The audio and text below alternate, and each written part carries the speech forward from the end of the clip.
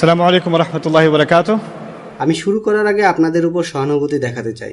আপনারা অনেকক্ষণ যাবৎ বসে আছেন, এখন সবাই উঠে দাঁড়ান। এখন আপনি চাইলে নতুন কোনো বন্ধু বা শত্রু বানাতে পারেন। 1 মিনিট সময় দিলাম। আর যে সকল ব্যক্তি এই অনুষ্ঠানের আয়োজন করেছে তাদের বলবো, এই হলের আলোকে একটু বাড়িয়ে দেন, যেন পরিবেশটা আবেগময় হয়ে ওঠে ইনশাআল্লাহ। এখন বসেন, যথেষ্ট হয়েছে।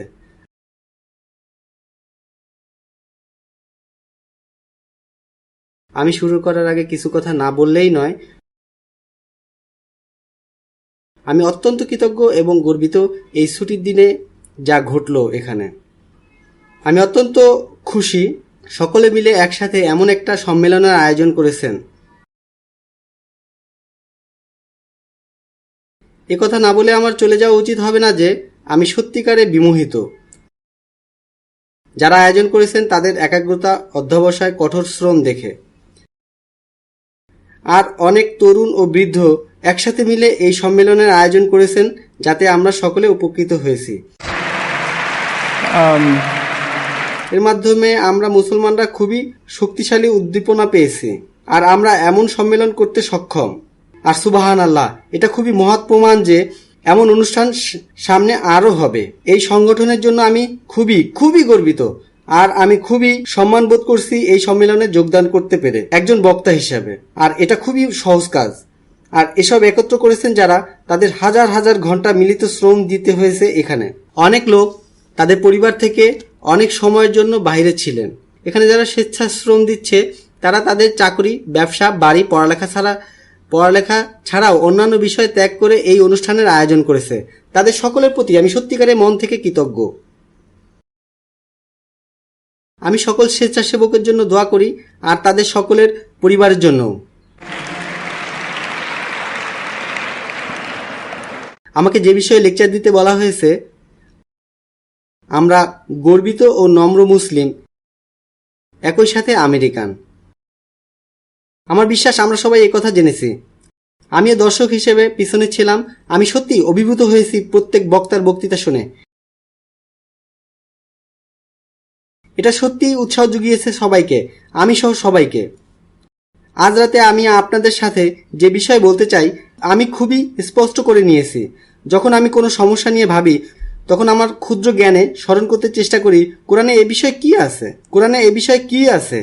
এভাবে যখনই সমস্যায় পড়েছি, তখনই যেই আয়াতের কাছে বারবার এসেছি সেই আয়াত আমি আপনাদের সাথে শেয়ার করব।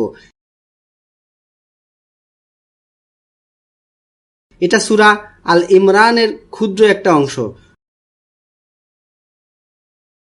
যদিও এর পিছনে দেখতে চাই আল্লাহ কেন এই কথা বলল।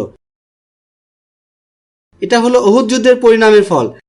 এটা হলো ইসলামের ইতিহাসে দ্বিতীয় বৃহত্তম সংঘর্ষ। প্রথমটি হলো বদর, আর দ্বিতীয়টি হলো উহুদ। আর এই যুদ্ধে রাসূল সাল্লাল্লাহু আলাইহি সাল্লাম প্রায় মারাই গিয়েছিলেন। তিনি অচেতন হয়ে পড়েছিলেন, আর তার চেহারা মোবারক রক্তে রঞ্জিত ছিল। আর অনেক সাহাবীগণ ভেবেছিলেন তাকে মারা হয়েছে। তাদের অনেকের মনোবল ভেঙে গিয়েছিল তখন পর্যন্ত, যখন তারা জানতে পারলো যে তিনি সংজ্ঞা হারিয়েছিলেন। আসলে এটা মিথ্যা ছিল, আসলে তিনি মারা যাননি। এরপর কি হয়েছিল? উহুদ যুদ্ধের দিন ছিল এক বিপর্যয়কারী ঘটনা। 70-এর উপর মহৎ সাহাবী এই যুদ্ধে শহীদ হয়েছিলেন।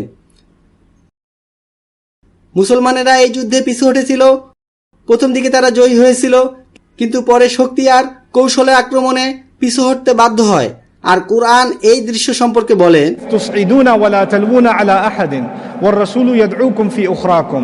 আর যখন তোমরা উপরের দিকে আরোহণ করেছিলে এবং কারো দিকে ফিরেও দেখছিলে না, ও রাসূল সাল্লাল্লাহু আলাইহি সাল্লাম তোমাদের পিছন দিক হতে আহ্বান করেছিলেন, অনন্তর ও তিনি তোমাদের দুঃখের উপর দুঃখ প্রদান করলেন। তখন তারা ভাবছিল এর চেয়ে খারাপ কিছুই হতে পারে না। এরপর আরো দুঃসংবাদ তাদের উপর আসলো। তাই এটা খুবই গভীর দুঃখজনক পরিস্থিতি মুসলিমদের জন্য। এর চেয়ে দুঃসংবাদ কি?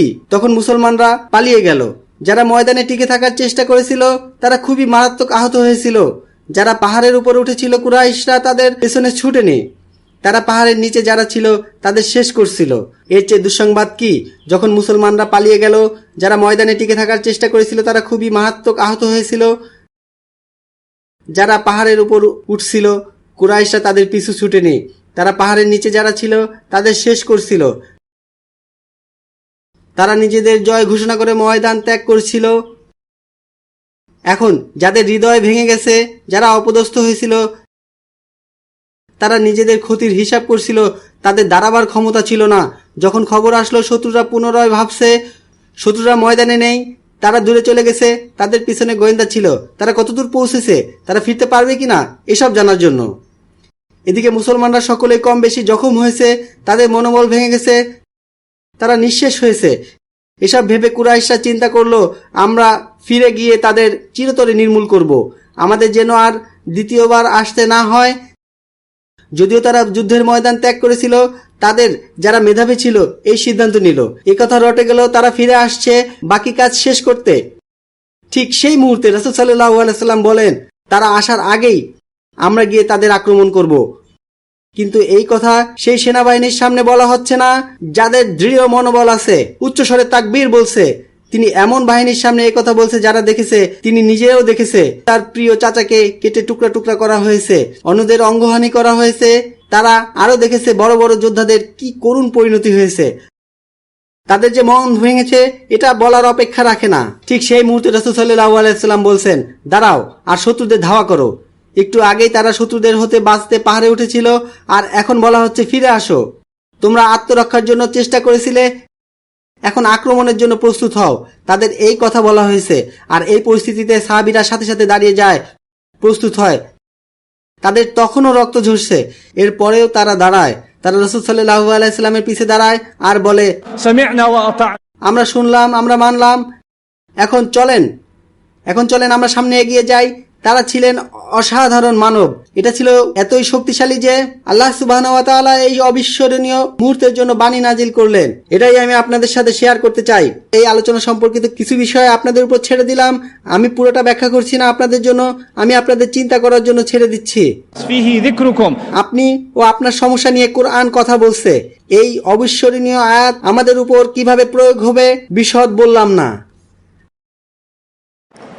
يستبشرون بنعمة من الله وفضل وأن الله لا يضيع أجر المؤمنين. তারা আল্লাহর নৈকট্যে অনুগ্রহ ও নিয়ামত লাভ করার কারণে আনন্দিত হয়, আর এজন্য যে নিশ্চয়ই আল্লাহ বিশ্বাসী গণের প্রতিদান বিনষ্ট করেন না। তারা আল্লাহর নৈকট্য লাভ করে আনন্দিত হয়েছে, খুবই সুখে আছে, আর তারা অপেক্ষা করেছিল যারা এখনো তাদের সাথে মিলিত হয়নি। তাদের এই আনন্দের মুহূর্তে তারা অপেক্ষা করেছিল আরো অনেকে জান্নাতে আসুক। তারা শুধুমাত্র 70 জন সাহাবী হয়েছিল। আল্লাহ বলেন এই 70 জন সাহাবী খুবই খুশি হয়েছে, যা পূর্বে কখনো হয়নি। তাই তাদের জন্য দুঃখ করো না। তারা উপভোগ করছে نعمة من الله وفضل. আল্লাহর সন্তুষ্টি ও বাড়তি অনেক নিয়ামত। আরো এক বিষয়ে আনন্দিত এ ব্যাপার যে إذ وأن الله لا يضيع أجر المؤمنين. তারা খুবই আনন্দিত। এখানে দুই ধরনের লোক আছে, একদল লোক ইতিমধ্যে জান্নাতে প্রবেশ করেছে, আর এক গ্রুপ দুনিয়াতে রয়েছে। আমি তাদের কথা বলছি যারা ইতিমধ্যে জান্নাতে প্রবেশ করছে। তারা কি উপভোগ করছিল এ ব্যাপারে আমি কুরআনে অসাধারণ একটি আয়াত পেয়েছি। ويستبشرون, you could say it's متصل here, بأن الله لا يضيع أجر المؤمنين. তারা আনন্দিত হয় এই জন্য যে আল্লাহ বিশ্বাসীদের প্রতিদান বিনষ্ট করেন না, হয় সে জয়ী হোক অথবা পরাজিত হোক। যখন আপনি আল্লাহর জন্য কিছু করবেন, আপনি হয়তো দেখবেন কোনো ভালো ফল হলো অথবা কোনো লাভ হয়নি, সেই কাজের কোনো কিছুই বিফলে যাবে না। আমি যদি আল্লাহর কিতাবের কিছু অংশ আপনাদের শোনাতে চাই, যদি একজনও এখানে বসে থাকে অথবা কেউ যদি নাও থাকে, আমার প্রতিদান তার নিকট লেখা হয়ে গেছে। এই বিষয়ে আমার মন খারাপ করার কিছু নেই। এই হল অর্ধেক হোক অথবা দর্শকে পূর্ণ হোক, এটা অপ্রাসঙ্গিক। আর যারা জান্নাতে আছে তারা তাকিয়ে এই পরিস্থিতি দেখছে, এটা দেখে তারা খুশি হচ্ছে যে পৃথিবীতে বিশ্বাসীরা যে কঠিন পরিস্থিতির মধ্যে দিয়ে যাচ্ছে তারা পুরস্কার পাবে। তাই জান্নাতবাসীরা খুবই পরিষ্কারভাবে জানে আল্লাহ এটা বলেছেন, কেননা ভবিষ্যতে যারা জান্নাতে যেতে চায় তাদের জন্য পরিষ্কার ধারণা থাকে যে তাদের শ্রম বৃথা যাবে না। তারা যেন চিন্তা না করে যে তারা দিনের জন্য যা করেছে তা পুরস্কার কমানো হবে। এখানে আমি বলতে চাই, চারদিকের বৈরী পরিস্থিতিতে আমরা চিন্তা করি আমার ক্ষুদ্র প্রয়াস কি উপকারে আসছে। আমি এই যে শনিবারে স্কুলে সাহায্য করছি, আরো এখানে সেখানে শ্রম দিচ্ছি, ইসলামিক স্কুলে শিক্ষকতা করছি, কোন দাতা সংস্থার সাথে ফ্রি কাজ করছি, আমার এই ক্ষুদ্র প্রচেষ্টার কি লাভ হচ্ছে? আমি দুর্যোগে ক্ষতিগ্রস্তদের সাহায্য করি, পরে দেখি 10 গুণ বেশি দুর্যোগ হচ্ছে পৃথিবীর অন্য কোনো স্থানে। তাই আমি কোনো পরিবর্তন দেখতে পাচ্ছি না। তাদের জন্য দরকার এই আয়াত, أن الله لا يضيع أجر المؤمنين. আল্লাহ প্রমিস করেন বিশ্বাসীদের প্রচেষ্টা বিফলে যাবে না। الذين استجابوا لله والرسول من بعد ما أصابهم القرح যারা আঘাত পাওয়ার পরেও আল্লাহ ও রসুলের নির্দেশে সাড়া দিয়েছিল, যদিও তাদের গভীর আঘাতের যন্ত্রণা হচ্ছিল, তারা দুর্দশায় ছিল, তাদের পরাজিত করা হয়েছিল, তারা বিষণ্ণ ছিল, তাদের মন ভেঙেছিল, শত্রুরা তাদের পিষে ফেলেছিল, তারপরেও তারা আল্লাহ ও তার রাসূল সাল্লাল্লাহু আলাইহি সাল্লামের ডাকে সাড়া দিয়েছিল। কারাহ হলো ভিন্ন শব্দ জারাহ হতে, আরবি ভাষাতে জারাহ হলো যে কোনো আঘাত, আর কারাহ হলো এমন জখম যে আপনার গোশত ভেদ করে হাড়েও ক্ষত করে, অত্যন্ত গভীর ক্ষত।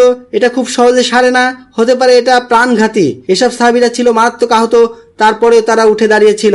কোনো ব্যাপার না, উম্মাহ কতটা আহত, এখনই উঠে দাঁড়াতে হবে। এরাই সব লোক যারা আগেই জান্নাতে গেছে, তাদের জন্য উৎফুল্ল হয়েছে। আমরা একা নই, আমাদের জন্য অপেক্ষা করছে তাদের সাথে মিলিত হব, আমাদের জন্য অপেক্ষা করছে তাদের সাথে মিলিত হব। তারা আমাদের দেখছে। যখন আমরা আঘাতপ্রাপ্ত হই তারা খুশি হয়, কেননা জান্নাতে গিয়ে প্রতিদান পাবো। তাই আমাদের বিষণ্ণ হলে চলবে না। যখন আমরা আহত হই, যখন ব্যথা পাই, যখন আমরা দুর্দশায় পড়ি, এখনই সময় আল্লাহর মহাপুরস্কার অর্জনের। এখনই সময় আমাদের এমন পরিস্থিতিতে নিজেদের সম্মানিত ভেবে উদযাপন করার। الذين استجابوا لله والرسول من بعد ما أصابهم القرح للذين أحسنوا منهم واتقوا أجر عظيم যারা আঘাত পাওয়ার পরেও আল্লাহ তার রাসূলের নির্দেশে সাড়া দিয়েছিল, তাদের মধ্যে যারা সৎ কাজ করেছে, সংযত হয়েছে, তাদের জন্য রয়েছে মহাপুরস্কার। الذين قال لهم الناس إن الناس قد جمعوا لكم فاخشوهم যাদের লোকেরা বলেছিল তোমাদের বিরুদ্ধে লোকজন সমবেত হচ্ছে, তোমাদের বিরুদ্ধে লোকজন সমবেত হয়েছে, অতএব তোমরা তাদেরকে ভয় করো। যখন বাতিল শক্তি একত্রিত হচ্ছে, فاخشوهم তোমাদের ভয় পাওয়া উচিত। তোমার চারপাশে যা ঘটছে, فزادهم إيمانا وقالوا حسبنا الله ونعم الوكيل যখন তারা শুনলো সকল শত্রুরা তাদের বিরুদ্ধে জমায়েত হচ্ছে, একথা শুনে তাদের ঈমান বৃদ্ধি পেল, আর তারা আল্লাহর দিকে ফিরে গেল আর বলল, আল্লাহই আমাদের জন্য যথেষ্ট, আর রক্ষাকর্তা হিসেবে তিনিই উত্তম। যখন আমরা শুনবো যে লোকেরা আমাদের বিরুদ্ধে একত্রিত হচ্ছে, এটা আমাদের আল্লাহর উপর বিশ্বাস হারানোর কারণ নয়। যখন জান্নাতি লোকেরা এমন কথা শুনেছিল, তাদের ঈমান আরো বৃদ্ধি পেয়েছিল। কাফেররা একত্রিত হয়ে ভেবেছিল মুসলমানরা দুর্বল হয়ে যাবে, আর কুরআন বলে, কুরআনের বিশ্বাসীরা যখন তোমরা তোমাদের শক্তি একত্রিত করবে, তখন তোমরা তাদের চেয়ে শক্তিশালী হবে। فانقلبوا بنعمة من الله وفضل لم يمسسهم سوء যখন তারা আল্লাহর অনুগ্রহ ও সম্পদ সহ প্রত্যাবর্তিত হয়েছিল, তাদেরকে কোনো অমঙ্গল স্পর্শ করেনি। যখন আঘাতপ্রাপ্ত সাহাবীরা রাসূল সাল্লাল্লাহু আলাইহি সাল্লামের পিছনে গিয়েছিল, তারপরেও শত্রুদের ধাওয়া করেছে, তারা এখন অনুপ্রাণিত। যখন কুরাইশরা শুনলো তারা আসছে আমাদের দিকে, তারা ভয় পেল এবং পালিয়ে গেল। তারাই ভয় পেয়েছে, তারা আরেকটি উহুদ চায়নি। এটা আর হতে পারে না, আরেকটা ম্যাচ যুদ্ধের দরকার নেই। যখন মুসলিমরা পৌঁছলো, দেখলো ময়দান ফাঁকা, তারা পালিয়েছে। যখন এটা ঘটলো, এটাকে আল্লাহ কিভাবে বর্ণনা করলেন? فانقلبوا بنعمة من الله وفضل তারা আল্লাহর অনুগ্রহ ও সম্পদ সহ ফিরে এসেছিল, আল্লাহর রহমত সহ ফিরে এসেছিল। তারা সম্পদ সহ ফিরে এসেছিল, لم يمسسهم سوء তাদেরকে কোনো অমঙ্গল স্পর্শ করেনি, এবং তারা আল্লাহর সন্তুষ্টির অনুসরণ করেছিল, আর আল্লাহ মহা অনুগ্রহশীল। তারা জয়ী হবার জন্য যায়নি, তারা শত্রুদের ধ্বংস করতে যায়নি, তারা প্রতিশোধ নিতে যায়নি। তারা শুধু গিয়েছিল আমাদের রাসূল সাল্লাল্লাহু আলাইহি সাল্লামের কমান্ড শুনে, ওঠো এবং এগিয়ে চলো, কেননা এটাতে তোমাদের রব সন্তুষ্ট হবে, এতে আল্লাহ খুশি হবেন। তখন আল্লাহ বলেন, লোকেরা আমার জন্য যখন দাঁড়ায়, তাদের কোনো অমঙ্গল স্পর্শ করতে পারে না। واتبعوا رضوان الله والله ذو فضل عظيم. And ذو فضل عظيم, by the way, is nakira here, meaning it's not ذو الفضل العظيم. There's no lam at-ta'rif here. এর অর্থটা মজার, যা কুরআনের আয়াত। আল্লাহ এখানে বলেছে কিছু মহা অনুগ্রহ। আমি বলিনি মহা অনুগ্রহটি, আমি বলেছি কিছু মহা অনুগ্রহ, কেননা এখানে নাকেরা ব্যবহার করা হয়েছে। আপনারা জানেন এতে কি বোঝায়? যেভাবে আল্লাহ এই উম্মাহের অনুগ্রহ করেছে সেটা অজানা। আমরা নির্দিষ্ট করে জানি না অনুগ্রহগুলি কি কি, কিন্তু এগুলো আসছে। আল্লাহ আমাদের সাহায্য করতে পুরোপুরি সক্ষম। إنما ذلكم الشيطان يخوف أولياءه. নিশ্চয়ই এই হচ্ছে তোমাদের সেই শয়তান যে তার অনুসারীদেরকে ভয় প্রদর্শন করে। এগুলো সবই শয়তানের কাজ। এই যে প্রচারণা, লোকেরা আসছে, তারা তোমাদের বিরুদ্ধে জমায়েত হচ্ছে, তারা এসে তোমাদের শেষ করবে, এসবই হচ্ছে শয়তানের কাজ। أولياءه. আল্লাহ বলেন, এই শয়তান তার বন্ধুদের ভয় দেখায়। এই শয়তান তার বন্ধুদের ভয় দেখায় যারা তোমাদের মধ্যে আছে। এই কথাটির আরেকটি অর্থ দাঁড়ায়, শয়তান তার বন্ধুদের ভয় দেখায়। তাই যদি আপনি ভয় পান, কোরআন বলছে তাহলে আপনি কার বন্ধু হবেন? শয়তানের।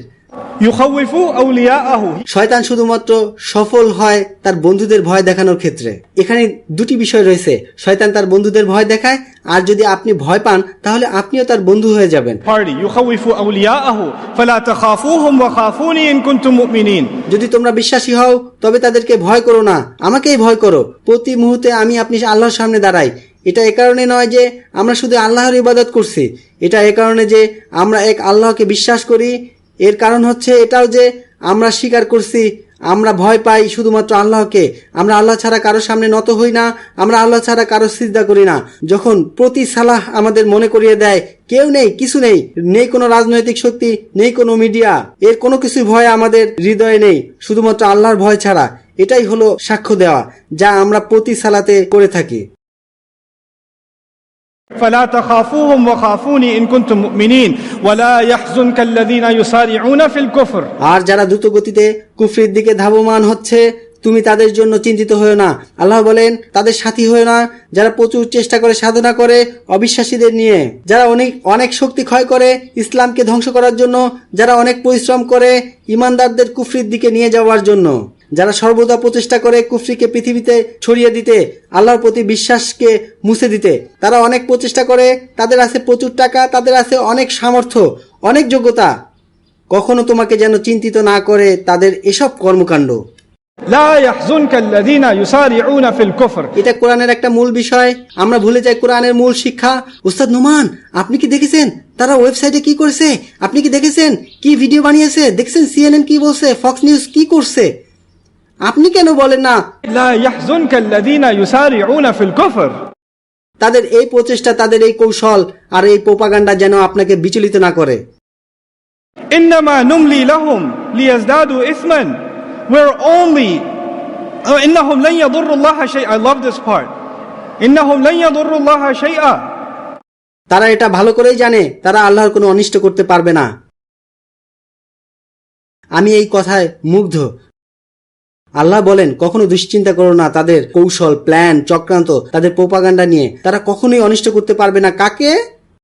তারা অনিষ্ট করতে পারবে না আল্লাহকে। আমি তো আল্লাহর অনিষ্ট নিয়ে চিন্তিত নই, আমি তো তাদের চক্রান্তে আমাকে নিয়ে চিন্তিত। বলেননি তাদের পরিকল্পনা দেখে উদ্বিগ্ন হয়েও না, তারা তোমার অনিষ্ট করতে পারবে না। আল্লাহ কি বলেছেন? তাদের পরিকল্পনা দেখে উদ্বিগ্ন হয়েও না, তারা অনিষ্ট করতে পারবে না আল্লাহকে। কেন এটা বলেছেন? কেননা আল্লাহ হলো আমাদের রক্ষাকারী, ঠিক যেন ঢালের মতো। তারা ঢালের কিছুই করতে পারবে না, তাই আমরা নিরাপদ, কেননা আল্লাহ আমাদের সাথে আছেন।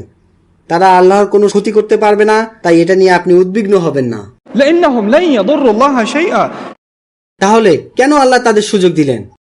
চক্রান্ত, আধিপত্য, যা দিয়ে তারা মুসলমানদের কাফের বানিয়ে ফেলছে। يريد الله ألا يجعل لهم حظا في الآخرة. আল্লাহ তাদের জন্য পরকালের কোনো অংশ রাখতে ইচ্ছা করেন না। মানে যেসব লোক খারাপ, শয়তানি কাজ করে, যারা অবিচার করে, লোকদের উপর অত্যাচার করে, আল্লাহ বলেন আমি চাই তারা যে গর্ত খুঁড়ছে তা যেন আরো গভীর হয়। তোমরা শয়তানি করে যাও।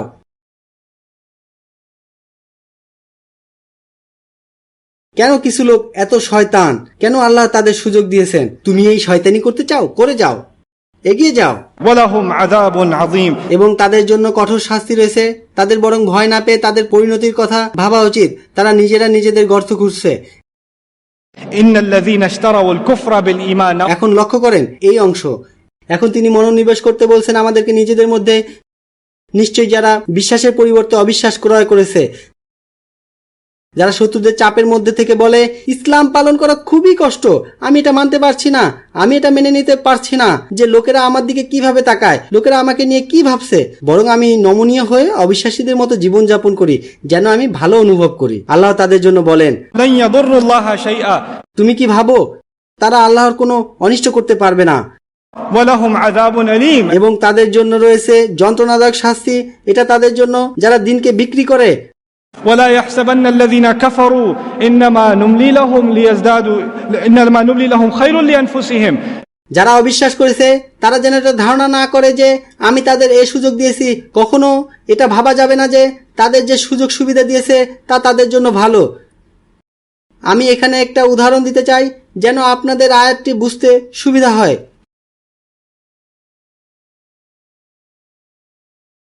ধরুন আপনার একটা কুকুর আছে, খুবই ভয়ঙ্কর কুকুর, যা ইচ্ছা করে তাই কামড়ায়। কেউ বলল, কেন আপনি এটাকে দড়িতে বাঁধেন না? ধরুন আপনি কুকুরটাকে বাঁধলেন 1000 ফুট লম্বা দড়ি দিয়ে, অনেক অনেক লম্বা দড়ি, 999 ফুট পর্যন্ত কুকুরটি দৌড়ে গেলেও সে ভাবে আমি মুক্ত, তাই না? যদি আপনি 1 ফুট দড়ি দিয়ে বাঁধেন, ওটা নড়তেও পারবে না। যদি আপনি 1000 ফুট দড়িতে বাঁধেন, তাহলে সে এখানে সেখানে দৌড়াবে, ভাববে সে স্বাধীন। তাই আল্লাহ বলেন, আমি তাদের ছেড়ে দিয়েছি, মুক্ত করেছি। তুমি কিছু শয়তানি করবে, অন্যায় করবে, করো, আরো করো, ইসলামের আরো ক্ষতি সাধন করো, যত পারো আল্লাহ রসুল সাল্লাল্লাহু আলাইহি সাল্লামকে নিয়ে মিথ্যা বলো, কুরআন নিয়ে বিভ্রান্তি ছড়াও, যত পারো শয়তানি করো, যাও, এগিয়ে যাও, করতে থাকো। কেননা সেই কুকুরটি যদি দ্রুত দৌড়ায়, যখন দড়ির শেষ ফুট পার হয়ে যায়, তখন কি হয়? তার লাগামে টান পড়ে, তাই না? তখন কঠিন টান পড়ে যখন সে অতি দ্রুত দৌড়ায়। শয়তান লোকদের আল্লাহ এমনই করবেন, তাদের পাকড়াও করা হবে। إنما نملي لهم ليزدادوا إثما ولهم عذاب مهين الجزاء من جنس العمل كما يقال। তারা স্বীয় পাপ বর্ধিত করবে।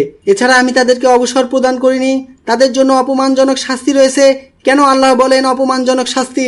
সাধারণত আল্লাহ বলেন মহাশাস্তি, যন্ত্রণাদায়ক শাস্তি। এখন আল্লাহ বললেন অপমানজনক শাস্তি। কেন? কেননা তারা চেষ্টা করছে আল্লাহর দ্বীনকে অপমান করার, আর এ কারণে ন্যায্য শাস্তি হওয়া উচিত অপমানজনক শাস্তি। এরপর আল্লাহ মনোযোগ আকর্ষণ করেন আমার আপনার। মা কানা আল্লাহু লিয়াযরাল মুমিনিনা আলা মা আনতুম আলাইহি। আল্লাহ এরূপ নন যে তিনি পবিত্রতা হতে অপবিত্রতা পৃথক না করা পর্যন্ত তোমরা যার উপর আছো সে অবস্থায় বিশ্বাসীদের পরিত্যাগ করবেন, হাত্তা ইয়ামিজাল খাবিসা মিনাত তাইয়্যিব, যে পর্যন্ত না আমাদের মধ্যে পৃথক করতে পারে আমাদের মধ্যে ভালো এবং খারাপের। কিছু লোকের অন্তর কলুষিত যখন ভয়ের অবস্থা শুরু হয়, যখন চাপ আসে, যখন কঠিন পরিস্থিতি শুরু হয়, কিছু লোক তার ঈমান ত্যাগ করে।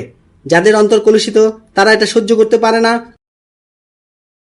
আল্লাহ বলেন তোমাদের ভয়ানক কঠিন পরিস্থিতিতে ফেলবো, যেন তিনি খারাপ লোকদের আলাদা করতে পারেন এই উম্মার মধ্যে হতে এবং তাদের দূরে সরিয়ে দেবেন। আল্লাহ যেন আমাদের কাউকে তাদের মতো না করেন। ওয়ামা কানা আল্লাহু লিইউতলিআকুম আলাল গায়ব, এবং আল্লাহ এরূপ নন যে তিনি তোমাদের অদৃশ্য বিষয় জানাবেন। লোকেরা আসে শায়েখ, ইমাম, বিদ্বান লোকদের নিকট, বলে আপনি কি চিন্তা করলেন কবে এসব ফিতনা শেষ হবে, কখন ভালো সময় আসবে? আল্লাহ বলেন আল্লাহ কখনো গায়েবের ব্যাপারে তোমাদের জানাবেন না। কেউ হয়তো বলে আরো 3 বছর, এরপর দেখবেন ভালো সময় আসবে। না না না না না না না, এসব কথা আমি শুনেছি চার্চে। আমি এক সময় চার্চে গিয়েছিলাম, এ কারণে যে তারা কি বলে। আমি গিয়েছিলাম এই শেষ ক্রিসমাসে। আমি জানি না তারা কিভাবে তাদের দাওয়াতের কাজ করে, কি করে তারা লাখখানেক লোক জমায়েত করে একটা স্টেডিয়ামে আর তাদের ধর্ম উপদেশ দেয়। আমি সেখানে শিখতে গিয়েছিলাম। তারা সেখানে কি করে? তারা সেখানে বলে এই বছর একটি মহান বছর, এই বছর একটি মহান বছর হবে আপনার জন্য, প্রভু সবকিছুর যত্ন নেবেন, আপনারা পাবেন প্রমোশন, ডিভোর্সের কাগজ নথিভুক্ত হবে, আর আপনি এই বছর অনেক বড় কিছু করবেন, কেননা প্রভু প্রতিশ্রুতি দিয়েছে, ঈশ্বরের প্রতিশ্রুতিতে এই বছর মহান হবে। আমাদের ইসলাম এমন নয়। কখন ভালো সময় আসবে, কখন ফিতনা শেষ হবে, এই বছরের পর কি ভালো সময় আসবে? আল্লাহ আমাদের পরিষ্কারভাবে বলেছেন। আমরা এটাকে গুলিয়ে ফেলবো না, আমরা এমন প্রশ্ন করব না। আল্লাহ কখনই বলতে চান না গায়েবের ব্যাপারে। ভবিষ্যতে উম্মার কি অবস্থা হবে তাও অজানা। ওয়ালাকিন আল্লাহ ইয়াজতাবি মির রুসুলিহি মান ইয়াশা, আর আল্লাহ তার রসুলগণের মধ্যে যাকে ইচ্ছা মনোনীত করেন, অর্থাৎ আল্লাহ তার রসুলদের বাছাই করেন আর সিদ্ধান্ত নেন তাকে কি জানাবেন। সেটার মাঝে মনোনিবেশ করেন যা আল্লাহ আপনাকে জানিয়েছে। যা জানায়নি সেটা চিন্তা করবেন না। যা আপনার জন্য ভালো হবে আল্লাহ তাই আপনাকে দিবেন। তাই অপ্রয়োজনীয় বিষয় বিস্তারিত জানার জন্য বিষণ্ণ হবেন না। فآمنوا بالله ورسله وإن تؤمنوا وتتقوا فلكم أجر عظيم। অতএব আল্লাহ তার রাসূলের প্রতি বিশ্বাস স্থাপন করো, এবং তোমরা যদি বিশ্বাস স্থাপন করো ও সংযমী হও তবে তোমাদের জন্য মহা প্রতিদান রয়েছে। শুধুমাত্র বিশ্বাস ও আল্লাহকে ভয় করো এই কঠিন মুহূর্তে। আল্লাহ বলেন এই দুটো জিনিস দরকার, কখনো সমস্যা নিয়ে মাথা ঘামাবেন না। আর শেষে আমারও আপনাদের জন্য উপদেশ, এটাই হলো আমার শেষ কথা। আমি ওয়াদা করছি ওয়ালা ইয়াহসাবান্নাল্লাযীনা ইয়াবখালুনা বিমা আতাহুমুল্লাহ, আর আল্লাহ যাদের স্বীয় প্রতিদান হতে কিছু দান করেছেন সে বিষয়ে যারা কার্পণ্য করে তারা যেন এরূপ ধারণা না করে যে আর এটা তাদের উপার্জন না, এটা আল্লাহর অনুগ্রহ। هو خيرا لهم. তারা যা জমিয়ে রেখেছে ওটা তাদের জন্য কল্যাণকর। এটাই সময় যারা তরুণ নবীন, যাদের আছে অনেক ফ্রি সময় যা আল্লাহ দিয়েছেন, এই ফ্রি সময় এই জন্য দেওয়া হয়নি যে 8 ঘন্টা ভিডিও গেম খেলতে হবে। ফ্রি টাইম সবসময় টিভি সিরিজ দেখার জন্য নয়, হাতে নষ্ট করার সময় নেই। তুমি হলে মুসলিম তরুণ, আল্লাহ তোমাদের দিয়েছেন ফ্রি টাইম, আল্লাহ তোমাদের দিয়েছেন প্রতিভা, দিয়েছেন সৃজনশীলতা। এই জ্ঞান বুদ্ধি এ কারণে দেওয়া হয়নি যে ফেসবুকের জন্য কৌতুক বানাবে। এই জ্ঞানকে অবশ্যই গঠনমূলক কাজে লাগাতে হবে, কেননা সেই সব লোক আল্লাহ যাদের দিয়েছেন সম্পদ, বিলাসিতার সুযোগ, স্বাস্থ্য, প্রতিভা, যখন আল্লাহ দিয়েছেন এসব কিছু, এতে যদি তারা কার্পণ্য করে, যদি তারা এইসব নিজেদের জন্য ব্যবহার করে, তারা কি ভাবে এসব নিজেদের কাজে লাগিয়ে তারা ভালো করছে? بل هو شر لهم. এসব তাদের জন্য ক্ষতিকর। سيطوقون بما بخلوا به يوم القيامة. তারা যে বিষয়ে কৃপণতা করেছে, কিয়ামতের দিন ওটাই তাদের গলায় বেড়ি হবে, তাদের বেঁধে ফেলা হবে। এই সময়, এই নিয়ামত, এই রিজক যা আল্লাহ আপনাকে দিয়েছেন, যদি এসব সঠিক পথে খরচ করা না হয়, এটা আপনার গলায় বেড়ি হবে কিয়ামতের দিন।